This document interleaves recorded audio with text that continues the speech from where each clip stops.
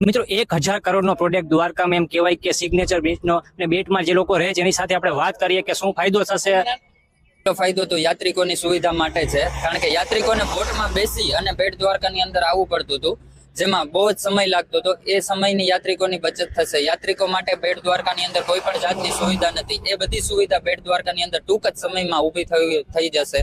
બીજી મેડિકલ સુવિધાઓ છે, જે કોઈ પણ મેડિકલની જરૂર હતી બેટ દ્વારકામાં, એ સુવિધા બેટ દ્વારકામાં નથી મળતી. ઇમરજન્સી સારવાર જેને બ્રિજ દ્વારા હવે ઇમરજન્સી સારવાર માટે સામે કિનારે 10 જ મિનિટમાં પહોંચી શકાશે.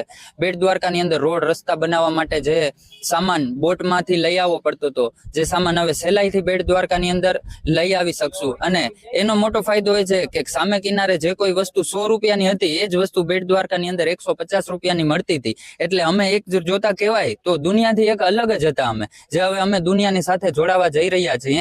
એનો આભાર વ્યક્ત કરવા માંગીએ તો આપણે મોદી સાહેબનો આભાર વ્યક્ત કરીએ છીએ.